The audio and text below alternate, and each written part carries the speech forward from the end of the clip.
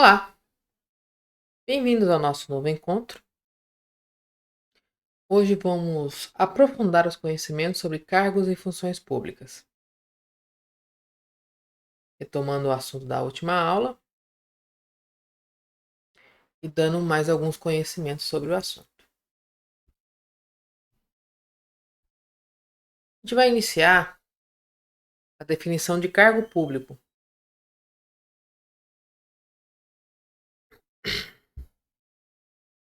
Cargo público é o lugar instituído na organização do serviço público com denominação própria, atribuições e responsabilidades específicas. Lembram da definição de cargo da última aula? Então, a gente tem denominação, atribuição e responsabilidade próprias, específicas, com remuneração correspondente para ser provido e exercido por um titular, na forma estabelecida em lei. Os cargos se distribuem em classes e carreiras, e, excepcionalmente, criam-se cargos isolados. Cada vez menos cargos isolados, cada vez mais classes e carreiras. Aprofundando o entendimento sobre classe, é o agrupamento de cargos da mesma profissão e com idênticas atribuições, responsabilidades e vencimentos. As classes constituem seus degraus de acesso na carreira. Por exemplo, delegado de polícia de quinta classe, classe inicial na carreira. Então, todos estão naquele degrau.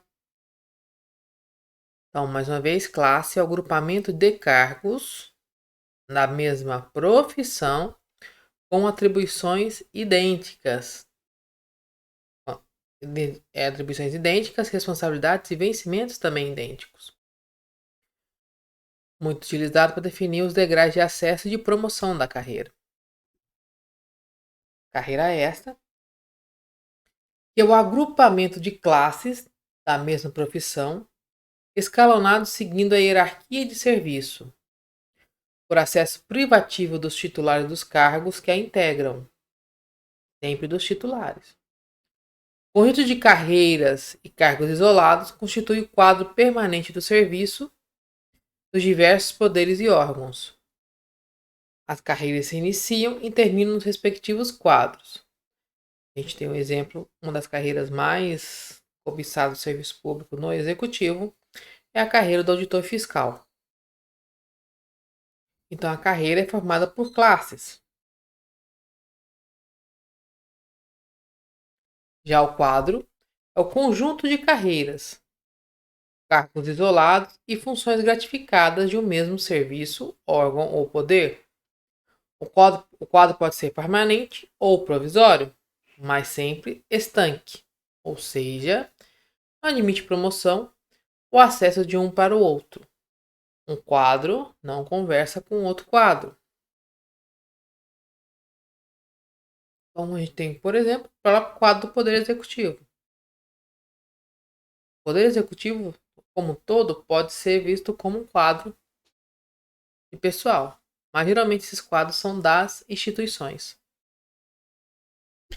Então, vejam que é quase que modular, né? Tirando os cargos atípicos, né? E não os cargos específicos, como até tinha dado o exemplo da última aula, da carreira dos tais, né? Você tem as classes, você tem as carreiras, você tem o quadro. Alguns mais atípicos, com várias profissões dentro, como dos técnicos administrativos em educação. Outros mais restritos, como a carreira de auditor fiscal.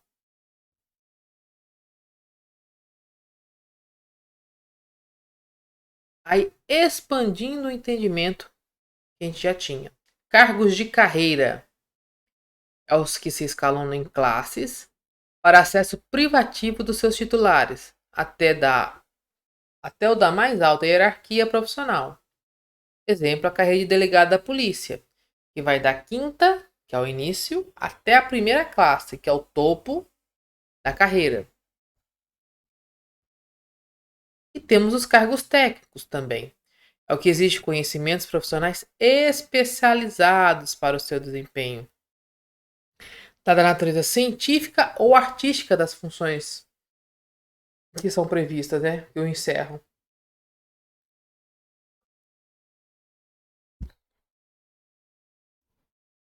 E temos os cargos em comissão, é o que só admite provimento em caráter provisório, por disposição constitucional, são declarados em lei de livre nomeação.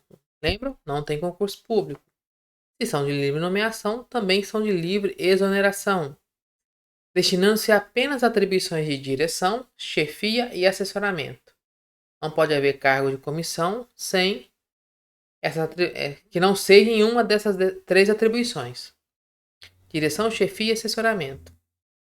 Há que destacar ainda que, segundo a Emenda Constitucional 19, o preenchimento de uma parcela dos cargos em comissão se dará unicamente por servidores de carreira, nos casos, condições e percentuais mínimos previstos em lei. Um dos cargos mais comuns é o cargo de chefe de gabinete, né? Geralmente é o servidor destacado que vai auxiliar o gestor máximo da organização, do departamento. Aqui talvez seja uma das expressões mais fortes de cargo de confiança, né?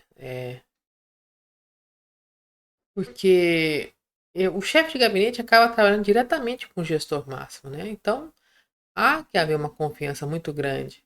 E por isso que o gestor tem essa capacidade de livre nomeação e exoneração.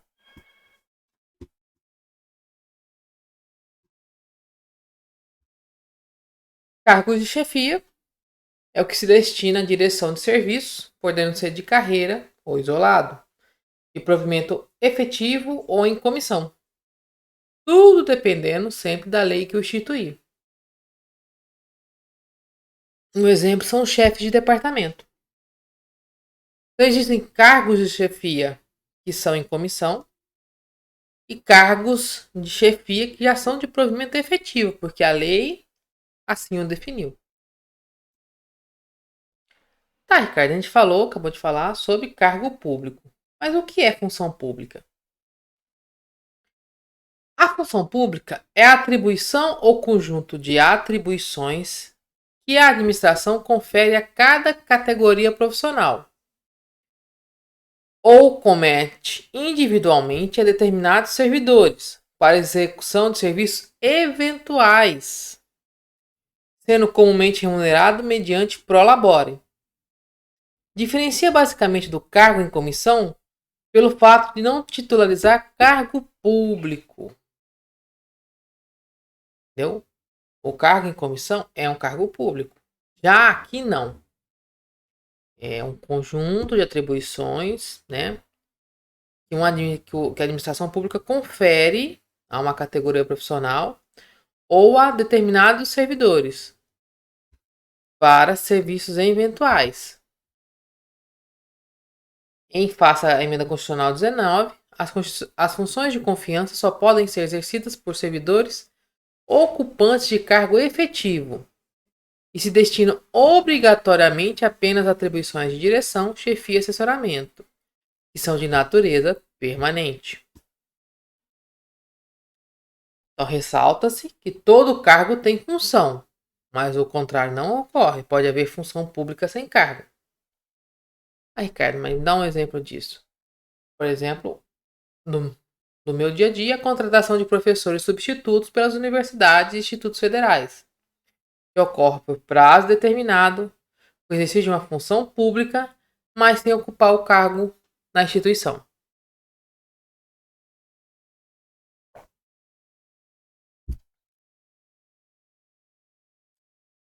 Agora vamos falar um panorama dos três poderes, começando com o executivo. A possibilidade de criar, transformar.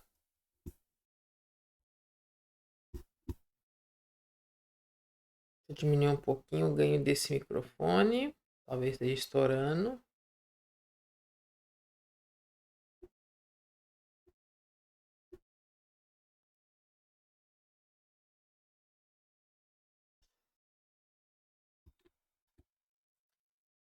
Então, a possibilidade de criar, transformar ou extinguir cargos, funções e empregos públicos no Poder Executivo exige lei de iniciativa do Presidente da República ou dos governadores ou dos governadores dos estados ou do Distrito Federal ou os prefeitos dos municípios, conforme seja o nível de administração interessada. Na transformação, temos a extinção de cargos anteriores e a criação de outros, que serão providos por concurso ou por enquadramento de servidores já integrantes. Portanto, a investidura de novos cargos poderá se dar de forma originária, lembra lá, concurso, ou derivada, desde que preenchido todos os requisitos legais, senão se torna ilegal. Com a extinção, remove-se os titulares para cargos equivalentes. Se estivermos tratando de servidores estáveis, extingue o cargo. Ele será colocado em disponibilidade com remuneração proporcional ao tempo de serviço, até o seu adequado aproveitamento em outro cargo. Então veja que no Poder Executivo, o cargo é criado por lei, conforme o chefe do poder correspondente, né? Então a gente pode criar novos cargos, sempre lembrando dos limites previstos pela legislação de lei de responsabilidade fiscal, limite de contratação e de despesa com pessoal. Os cargos podem ser transformados ou podem ser extintos. Na transformação, extingue, fecha uns, abre os outros. Aí você pode aproveitar os servidores ou abrir concurso. Já na extinção, você remove o servidor estável, fica em disponibilidade até que ele seja aproveitado em outro cargo. E no legislativo?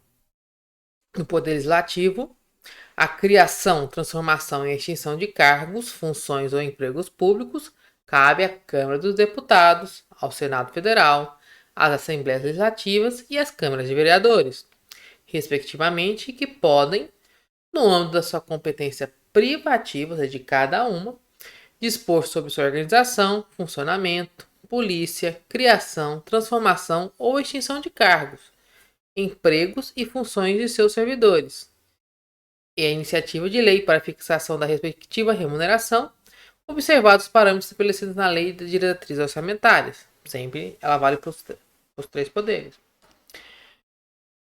O legislativo é um espectro menor, né? Mas eles também têm as câmaras, né? Tanto as federais, estaduais e municipais, têm autonomia de criar, transformar e extinguir cargos. Já no Poder Judiciário, a criação e a extinção de cargos e a remuneração de seus serviços auxiliares e dos juízos que lhe forem vinculados, porque basicamente o Poder Judiciário é definido como serviços auxiliares que apoiam o serviço dos juízes, bem como a fixação do subsídio dos seus membros e dos juízes, inclusive nos tribunais inferiores, observado o dispositivo do artigo 169 da Constituição Federal, depende de lei de iniciativa privativa do STF ou dos tribunais superiores ou dos tribunais de justiça, salvo no tocante ao subsídio dos ministros do Supremo Tribunal Federal, cuja fixação deve observar o artigo 48 da Constituição Federal, né, que no caso do maior subsídio, que é o do STF, tem legislação específica. Geralmente tem que ser aprovado em Câmara e Senado. Mas tirando isso, os tribunais têm também autonomia na criação e extinção. Vejam que aqui não existe transformação. Não existe figura de transformação de cargos no Poder Judiciário. Ok. Vamos agora reforçar o entendimento do provimento de cargos. Quais são as formas de prover um cargo no serviço público? Temos a forma originária, que é a primeira investidura, quando se presta concurso para determinado cargo e se consegue aprovação. Se prestar novo concurso para cargo diferente, continuará sendo originário. Lembra lá atrás? Toda vez que você entra, é um provimento originário. E agora a gente vai falar sobre todas as formas derivadas. quando ocorre o provimento derivado, quando o servidor se encontra na mesma carreira, podendo ser de 3 formas. Nós temos a transferência, que se divide em permuta, é a troca do servidor de um lugar para outro dentro da sua área de atuação. As duas pessoas são trocadas. A readaptação, lembra do exemplo que eu dei, pode ser por limitação física, né? Tendo que ser adaptada à nova função, e pode ser também por necessidade de serviço, ou seja, se há necessidade de digitadores no CPD, mas a falta desse na secretaria, os digitadores podem ser adaptados para o novo local de serviço.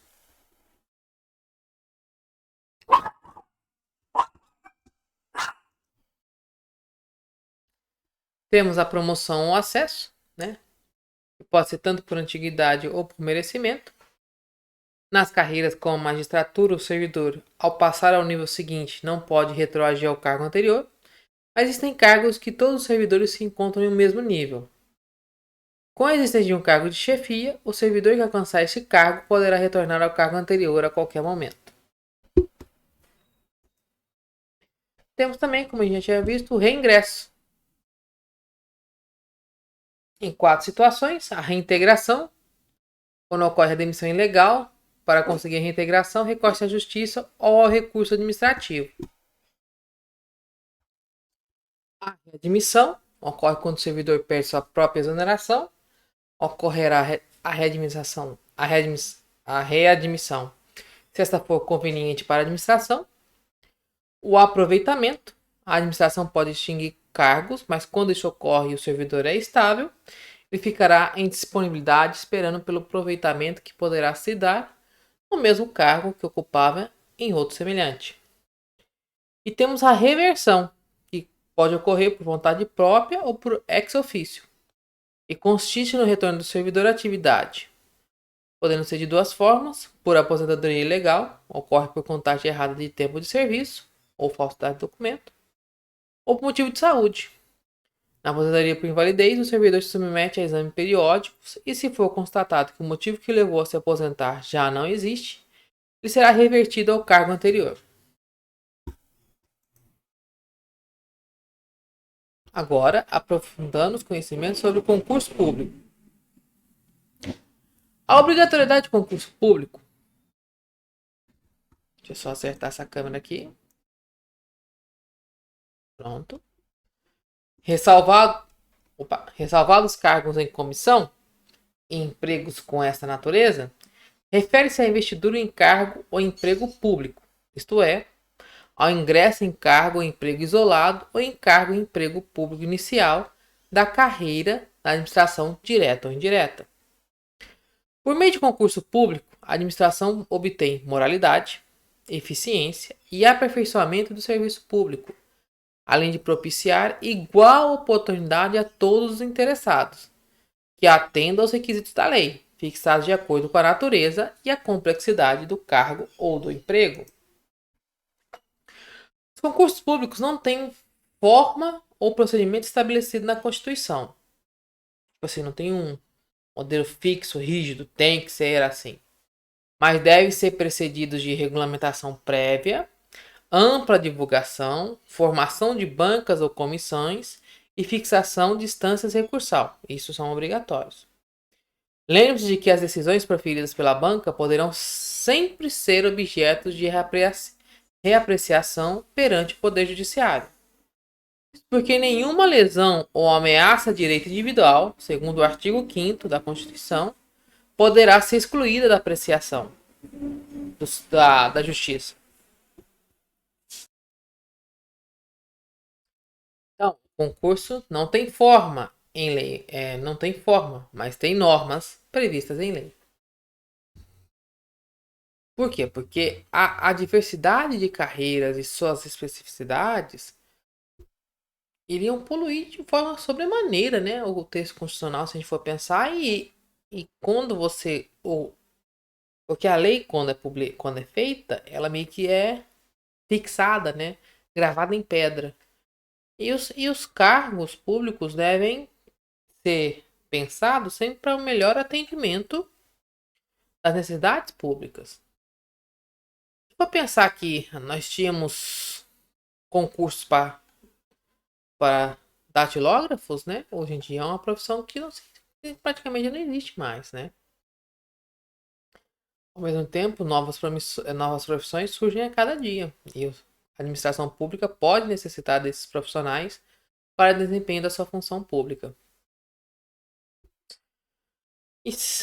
A questão de recurso de banca é isso mesmo, é um caso até mesmo um pouco complicado, porque muitas vezes vários concursos acabam emperrando, não indo para frente, porque a banca deixa de observar algum preceito legal, e aí, como é um direito individual do interessado, né, de quem está participando do concurso, e tem todo o direito de recorrer, aí vai ser apreciado.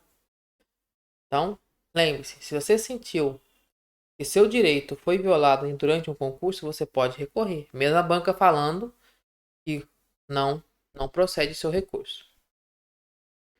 Outro fator importante a destacar em relação a este tema é o fato que os candidatos, mesmo que aprovados e classificados, não terem direito adquirido à nomeação ou admissão, visto que detêm apenas expectativa de direito à investidura no cargo ou a emprego disputado.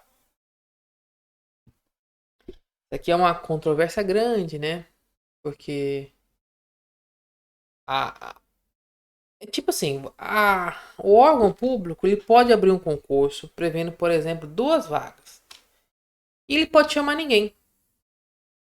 Por frustração de receita, por estouro do limite da lei, entendeu?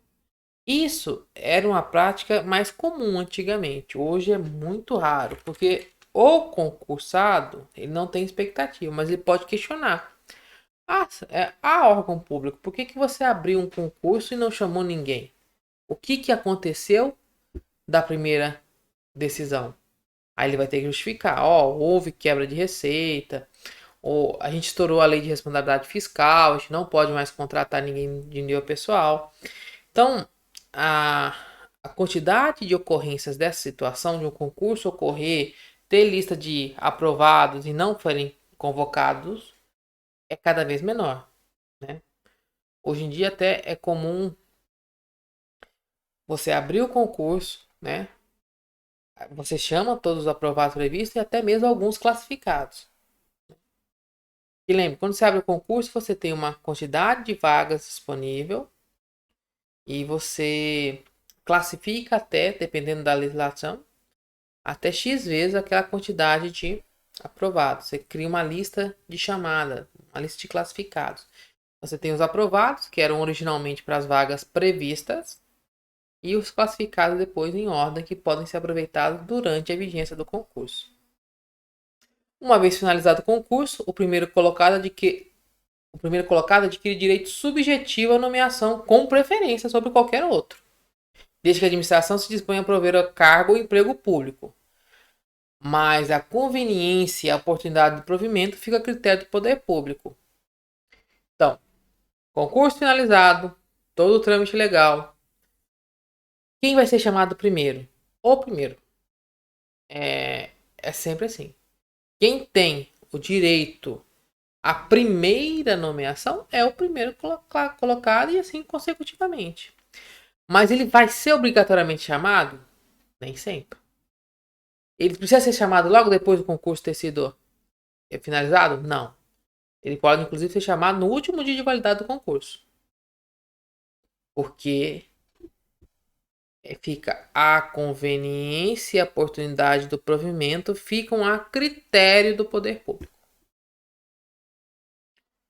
O que não se admite é a nomeação de outro candidato que não o vencedor do concurso, ou eventualmente o chamamento de candidato sem respeito à ordem de classificação. É sagrada.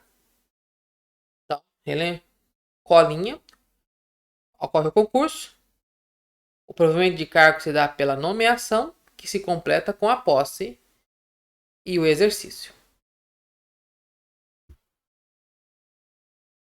Agora a gente vai relatar aqui algumas regularidades atinentes ao concurso público, admissão de pessoal na administração. Provavelmente alguma dessas você já escutou história, já ouviu falar, Porque são casos aqui, eles foram numerados os mais comuns. Então vamos lá. Ausência de lei criando o cargo. Lembra lá? O cargo tem que ser criado em lei, em qualquer poder. Se não tem lei, você abre o concurso. É regular. Entendeu? Você só pode abrir o concurso se a previsão de cargo. Tem que ter lei. Falando, não, tem X cargo. Mesmo que você não chame ninguém por conveniência do serviço público, criar um concurso sem lei prevendo cargo, aí sim é irregularidade. Ausência de especificação por cargo de reserva de vagas para portadores de necessidades específicas, necessidades especiais ou deficiências. É obrigatório, tem que ter. Exigente de requisito no ato da inscrição e não por ocasião da posse. Idade e escolaridade. Gente, qualquer requisito do concurso vai estar previsto no edital, mas ele é exigido na posse, não na inscrição. Certo? Fixação de idade mínima ou máxima é proibido, mas existem casos em que a lei prevê essa fixação. Talvez a gente até citou no outro caso, é o caso das polícias militares que tem idade máxima de admissão. Idade mínima ou é os 18 anos para todo mundo, ou em cargos em que a lei preveja uma idade mínima diferente. Agora, a fixação disso sem previsão legal é ilegal. Insuficiente qualificação dos membros da comissão de concurso e ou banca examinadora. Acontece muito somente em cargos onde você pede uma titulação maior. Você vai fazer o mais conhecido no meio ambiente, né? Você vai fazer um concurso para professor e pede titulação mínima de mestre, né? Que é a graduação a pós-graduação, é um curso acima da graduação. Então, a banca que vai analisar os candidatos não podem ser compostos, por exemplo, só por graduados. Porque a qualificação da banca é inferior à qualificação não do candidato, e sim do perfil da qualificação prevista na vaga. Parentesco de membros da banca com candidatos classificados. Isso aqui. Ah, mas a banca que fez o concurso, o filho fez o concurso, passou, não pode. Não publicação da pontuação dos candidatos, apenas relacionando os classificados. Gente, o concurso correu e só tem lista sem ponto. Tá ilegal. Nomeação de candidatos em número superior às vagas referidas no edital, sem especificação da origem destas novas vagas. Lembra? A lei criou as vagas. Beleza. Mas aqui vou até explicar. Por exemplo, eu fiz um concurso para 5 vagas e classifiquei 20. A lei previu 5. Aí eu chamei os 5. Só que o concurso ainda está valendo. Né? Lembra? Pela economicidade, eficiência. Eu tive uma exoneração. Um dos servidores foi aprovado em outro concurso, foi pedir exoneração para assumir outro cargo não acumulável. Então tem um cargo vago e tem um concurso válido. Perfeito. Aí eu posso chamar o próximo da lista, mas eu tenho que falar de onde vem essa vaga. Então, geralmente, quando a posse é assim, a nomeação é assim, ela vem lá no diário oficial do poder correspondente, candidato tal, assumiu vaga tal, proveniente de, então, exoneração do servidor tal, por posse em outro cargo não acumulável, por exemplo. Ou servidor candidato tal foi nomeado para tal vaga, proveniente de exoneração por aposentadoria, por exemplo. Então, essa frase, essa vinculação é obrigatória. Você tem que falar da onde veio essa vaga que surgiu, que não estava prevista, e para você poder aproveitar esse concurso para poder prover essa vaga. Inclusão de classificados ou nomeação de pessoas cujos nomes não constam no rol dos inscritos. Aí, são nomes colocados a posteriori. Atribuição de vantagem, título, critério de desempate, que privilegia quem já trabalhou para a entidade contratante. Não pode. Nomeação em períodos vedados pela lei eleitoral. A lei eleitoral fala que durante certos períodos, durante a eleição, antes e depois, você não pode fazer nomeações. Então, nomeou nesse período, nomeação ilegal. Enquadramento do servidor sem observância do nível inicial da tabela remuneratória. Se a lei tem. É lá, plano de cargos e carreiras. Está prevista a lei. A remuneração inicial não pode pagar menos que a remuneração prevista em lei. Nomeação de servidores após prazo de vigência do concurso sem a devida prorrogação. O concurso venceu. O órgão público esqueceu de renovar, ele não pode aproveitar esse concurso e nomear mais gente. Ele tinha que ter prorrogado. Só pode ser nomeado com concurso vigente. Uso de teste seletivo, contratação temporária para desempenho de atividade permanente sem demonstração da situação de exceção. Aí eu posso até citar a figura de muitos estados e municípios que foram indagados, inclusive, pelos órgãos de controle, por causa dessa situação, né? Que você vai contratando temporariamente, indefinitivamente. Ou seja, se você contrata um temporário indefinitivamente, ou seja, sempre, não existe situação de exceção. É situação prevista. Né? Como essa situação de exceção não existe, né? É situação de normalidade, faça-se o concurso público. E faça o provimento com o servidor efetivo. Então vamos lá. Agora a gente vai falar sobre vamos reforçar os conhecimentos sobre desinvestidura do cargo ou emprego público. Vamos lá. A perda do cargo público está legalmente previsto na vigente Constituição Federal, que no artigo 41 estatui serem estáveis, após 3 anos de efetivo exercício, os servidores nomeados para cargo de provimento efetivo, em virtude de concurso público, dispondo, logo a seguir, no seu primeiro parágrafo, do mesmo dispositivo, que a perda do cargo público decorrerá de sentença judicial transitada em julgado, processo administrativo disciplinar com garantia de ampla defesa e verificada a insuficiência de desempenho mediante procedimento de avaliação periódica, também realizado com garantia de ampla defesa. Então, lembre, 3 situações onde acontece a perda de cargo público: sentença judicial transitada em julgado, processo administrativo com garantia de ampla defesa, insuficiência de desempenho mediante procedimento de avaliação periódica, também garantida a ampla defesa.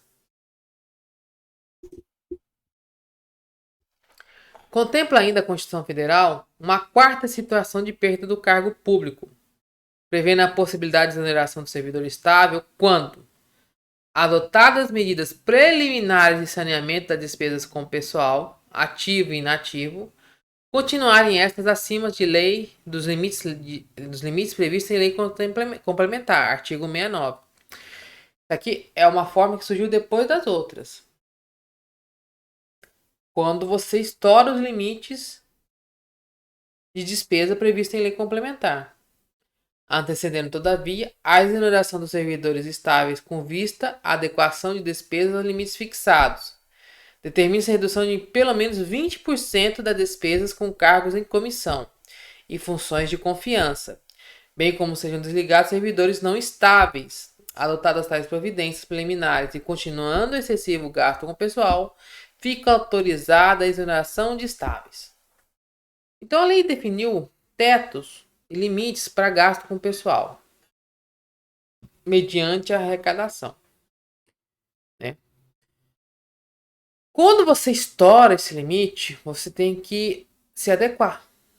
Senão, o poder correspondente tem sanções. Então, existe a possibilidade de um servidor estável ser demitido, né, ter a perca do cargo por esse limite. Mas antes, o poder correspondente tem que tentar sanear suas contas.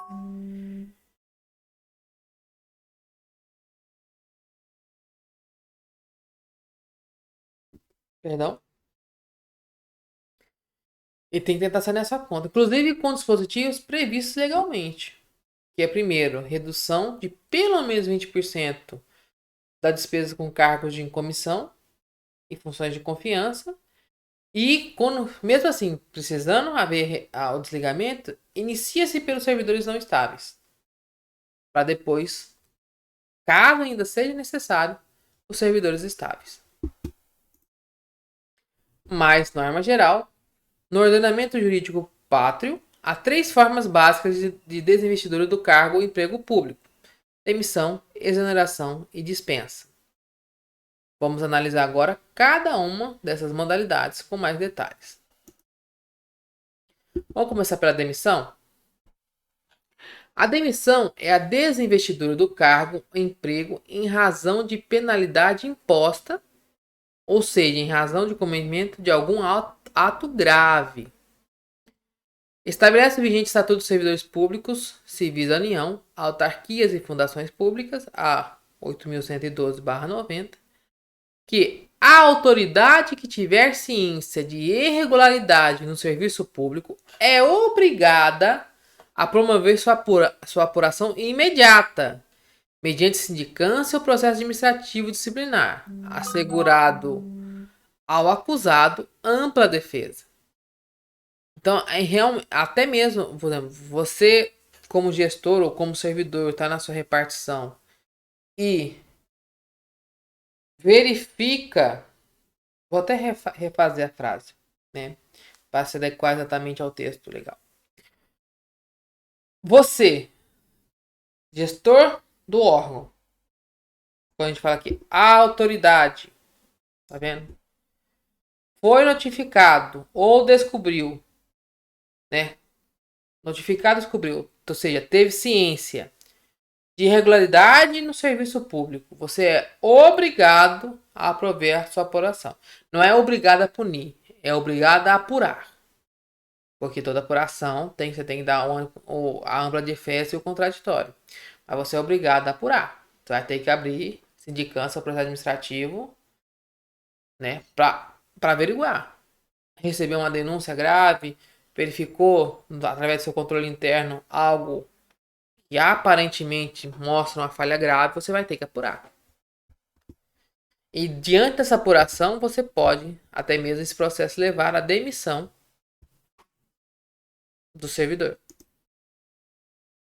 Ao dispor assim acerca da obrigatoriedade de apuração de irregularidade no serviço público, estabeleceu a norma em comento, de logo, os instrumentos postos à disposição do administrador ao referir-se à sindicância ao processo disciplinar. O mesmo diploma legal também estabelece que ao servidor sejam aplicadas penalidades de advertência ou suspensão de até 30 dias. Existem esses tipos de penalidade também que o processo pode acarretar.